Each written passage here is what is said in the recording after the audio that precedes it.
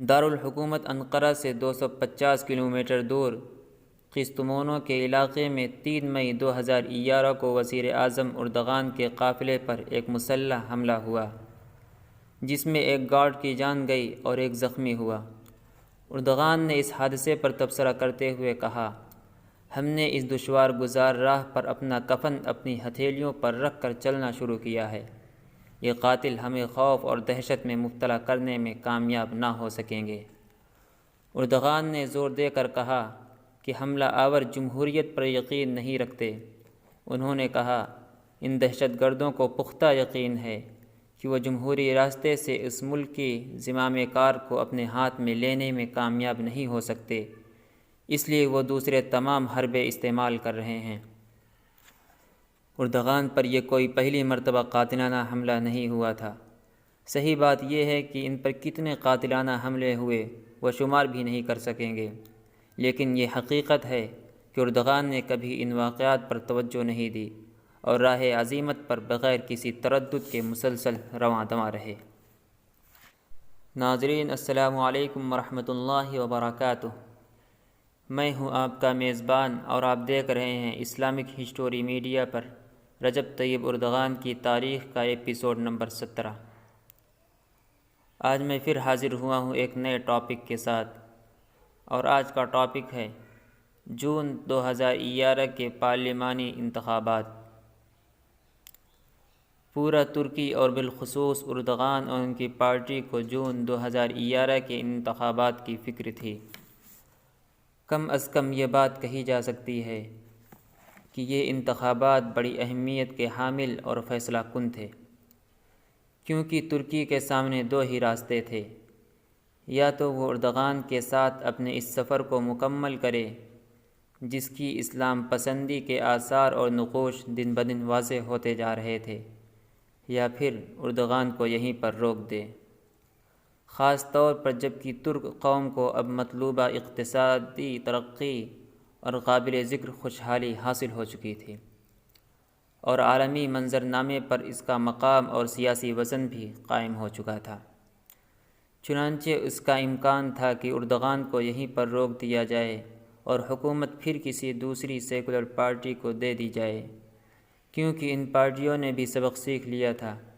اب ممکن تھا کہ وہ اپنے مقاصد پر قابو پائیں اور حکومت کے امور کی اصلاح میں حزب العدالہ و تنمیہ کے اثر کو محسوس کرتے ہوئے کام کریں، اور ساتھ ہی مقدس اتا ترکی نظریات اور مبادیات کی بھی حفاظت کریں۔ در حقیقت یہ انتخابات اردغان کے لیے، حزب العدالہ کے لیے، بلکہ ترکی کے لیے اور ان سب سے آگے بڑھ کر یہ کہیے کہ پوری دنیا میں اسلام کے مستقبل کے لیے سنگ میل کی حیثیت رکھتے تھے۔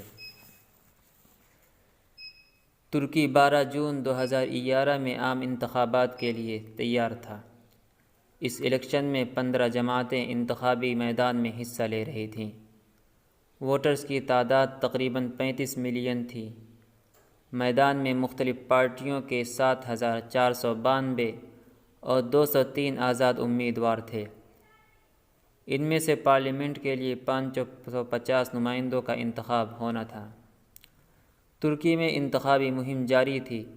انتخابی عمل میں شریک تمام سیاسی جماعتیں مکمل جمہوری فضا میں ووٹرز کو لبھانے کے لیے کوشاں تھیں، اپنے اپنے منشور کا اعلان کر رہی تھیں، اور اس پرسکون فضا کو سوائے ایک واقعے کے کسی اور چیز نے خراب نہیں کیا۔ دارالحکومت انقرہ سے 250 کلومیٹر دور قسطمونو کے علاقے میں 3 مئی 2011 کو وزیر اعظم اردغان کے قافلے پر ایک مسلح حملہ ہوا، جس میں ایک گارڈ کی جان گئی اور ایک زخمی ہوا۔ اردغان نے اس حادثے پر تبصرہ کرتے ہوئے کہا، ہم نے اس دشوار گزار راہ پر اپنا کفن اپنی ہتھیلیوں پر رکھ کر چلنا شروع کیا ہے۔ یہ قاتل ہمیں خوف اور دہشت میں مبتلا کرنے میں کامیاب نہ ہو سکیں گے۔ اردغان نے زور دے کر کہا کہ حملہ آور جمہوریت پر یقین نہیں رکھتے۔ انہوں نے کہا، ان دہشت گردوں کو پختہ یقین ہے کہ وہ جمہوری راستے سے اس ملک کی زمام کار کو اپنے ہاتھ میں لینے میں کامیاب نہیں ہو سکتے، اس لیے وہ دوسرے تمام حربے استعمال کر رہے ہیں۔ اردغان پر یہ کوئی پہلی مرتبہ قاتلانہ حملہ نہیں ہوا تھا۔ صحیح بات یہ ہے کہ ان پر کتنے قاتلانہ حملے ہوئے وہ شمار بھی نہیں کر سکیں گے، لیکن یہ حقیقت ہے کہ اردغان نے کبھی ان واقعات پر توجہ نہیں دی اور راہ عزیمت پر بغیر کسی تردد کے مسلسل رواں دواں رہے۔ بہرحال انتخابی منشور پیش کیے جا رہے تھے اور قیام سے وعدے کیے جا رہے تھے۔ اس مرتبہ تمام سیاسی پارٹیوں کے منشور پہلے سے مختلف تھے۔ یہ پہلا انتخاب تھا جس میں سیاسی جماعتوں نے آئیڈیالوجی کے خیالات اور نظریاتی مسائل کو کنارے رکھا تھا اور پوری توجہ سیاسی اور ترقیاتی منصوبے پر مرکوز رکھی تھی، جس سے واضح طور پر پتہ چل رہا تھا کہ جو نتائج آئیں گے ان کا راست اثر ترکی کی آئندہ سیاست اور ترکوں کے لیے سیاسی اور اجتماعی احوال پر پڑے گا۔ یہ بات ہم ذکر کر چکے ہیں کہ سبھی پارٹیوں نے اردغان سے سبق سیکھ لیا تھا۔ جہاں تک حکمراں جماعت جسٹس اینڈ ڈیولپمنٹ پارٹی کا تعلق ہے تو اس نے بہت صاف الفاظ میں واضح کر دیا تھا کہ اگر تیسری مرتبہ ان کو قوم کا اعتماد حاصل ہوا اور ترکوں نے انہیں مینڈیٹ دیا تو پارٹی ازسر نو دستور سازی کرے گی۔ اسی طرح اردغان نے اس عزم کا بھی اظہار کیا کہ 2023 عیسوی کے آتے آتے وہ ترکی کو دنیا کے 10 بڑی معیشتوں میں سے ایک بنا دیں گے۔ انہوں نے اسی وعدے کو اپنی انتخابی مہم کا نعرہ بنایا۔ رجب طیب اردغان نے اپنے انتخابی دوروں کے درمیان میں 2011 عیسوی میں انقرہ میں زبردست ترقیاتی منصوبے میگا پروجیکٹ کا اعلان کیا، جن کو شروع کرنے کی حزب العدالہ کی حکومت نیت رکھتی تھی، تاکہ انقرہ ان ترقیاتی منصوبوں کے ذریعے ایک بین الاقوامی معیار کا شہر بن جائے اور اس کے دامن میں کئی نمایاں سائٹس اور عالمی ریکارڈ ہوں۔ یہ منصوبے اقتصادی، اجتماعی، عدالتی اور صحت سے متعلق تھے۔ ترکی دارالحکومت انقرہ کو عالمی معیار کا شہر بنانے کے ساتھ ساتھ یہ بھی وعدہ کیے گئے تھے کہ عدالت کے لیے شاندار عمارت تعمیر کی جائے گی، بڑی تعداد میں اسپتال تعمیر کیے جائیں گے، ان کی تعمیر میں انوکھے ڈیزائن کا لحاظ رکھا جائے گا تاکہ ان عمارتیں آپس میں سب سے مشابہ ہوں۔ ہر طبی شعبے کے لیے علیحدہ مستقل عمارت ہوگی، کئی بلٹ ٹرینوں کے لیے لائن شروع کی جائیں گی، ترکی سیٹلائٹ بنایا جائے گا اور شروع کیا جائے گا۔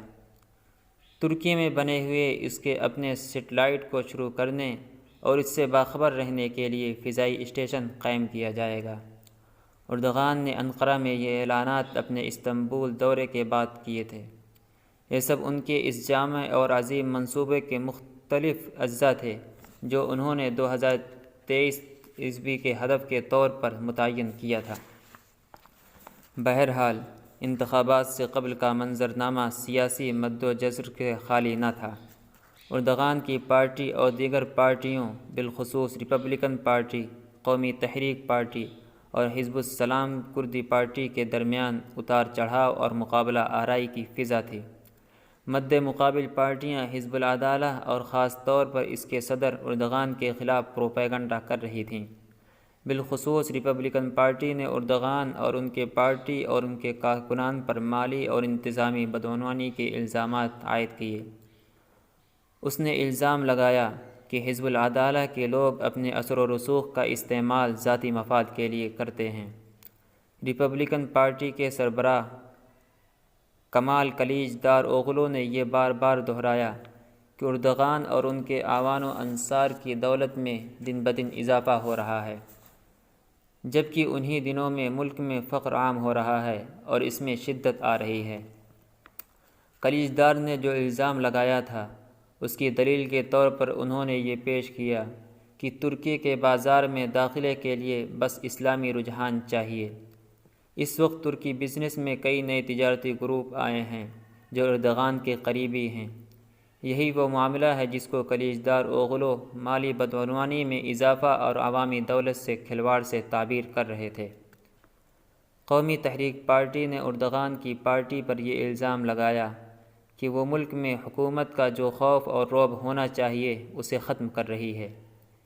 یہ تبصرہ اس نے اردغان کی حکومت کے اس اقدام پر کیا جو اس نے فوجی افسران کو جیل میں ڈالنے کے لیے اٹھائے تھے۔ قومی تحریک پارٹی کا سربراہ دولت بہجلی اس اقدام کو غلط سمجھ رہا تھا۔ اس نے کہا کہ ایسا لگتا ہے کہ اردغان کے اندر فوج سے انتقام لینے کا داعیہ پیدا ہو رہا ہے۔ بہجلی نے اس امر کو ملک میں اجتماعی امن اور سکون کے لیے بہت بڑا خطرہ قرار دیا۔ حزب السعادہ، جو کہ اسلامی رجحان کی حامل جماعت تھی، وہ از خود بحران کا شکار تھی۔ بالخصوص اپنے روح رواں نجم الدین اربکان رحمۃ اللہ علیہ کی وفات کے بعد اس کے لیے بحران سے نکلنا ممکن نہ ہو سکا تھا۔ عظیم اسلامی رہنما نجم الدین اربکان کا 27 فروری 2011 کو طویل علالت کے بعد انتقال ہو گیا تھا۔ ان کی عمر 85 سال سے زائد ہو چکی تھی۔ اردغان نے ان کی تعزیت ان الفاظ میں کی تھی: اربکان ایک عالم تھے، علم کے لیے انہوں نے اپنی زندگی وقف کر دی تھی، ہم انہیں احسان شناسی کے ساتھ یاد کریں گے۔ اردغان نے ان کے جنازے میں شرکت کے لیے اپنا جرمنی کا سرکاری دورہ ملتوی کر دیا تھا اور اپنے رفیق عبداللہ گل کے ساتھ لاکھوں ترکوں کی معیت میں ان کے جنازے میں شریک ہوئے۔ اربکان کے جنازے میں شریک ہونے والوں کے بھیڑ کے سبب استنبول کی کئی مرکزی سڑکیں بند کر دی گئی تھیں۔ ذرائع ابلاغ میں سے کچھ رپورٹوں کے مطابق شرکائے جنازہ کی تعداد 20 لاکھ سے زائد تھی۔ اربکان کی وفات کے بعد حزب السعادہ اس حیثیت سے بہت متاثر ہوئی کہ وہ کوئی جامع قیادت تشکیل دینے میں کامیاب نہ ہو سکے تھے جس کے گرد اربکان کے چاہنے والے جمع ہو جائیں۔ بہرحال ایک چیز پر متعدد ترک تجزیہ کاروں کا اتفاق رہا کہ اس مرتبہ میڈیا پر پروپیگنڈا اور ایک دوسرے پر الزام تراشی پہلے انتخابات کے بالمقابل کم رہی، جس کی وجہ یہ تھی کہ اردغان کا الیکشن میں فتح یاب ہونا تقریباً یقینی تھا۔ ایگزٹ پول کے نتائج میں بھی گزشتہ انتخابات کی طرح اردغان کی پارٹی کو اکثریت مل رہی تھی۔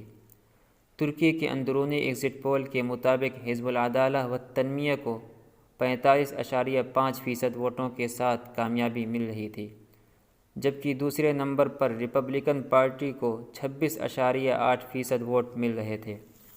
قومی تحریک پارٹی کو 10.8% ووٹ مل رہے تھے اور کردی پارٹی حزب السلام کو 6.7% ووٹ ملنے والے تھے، جس سے ان کا پارلیمنٹ سے نکلنا طے تھا، کیونکہ پارلیمنٹ میں داخلے کے لیے 10% ووٹ حاصل کرنا ضروری تھا۔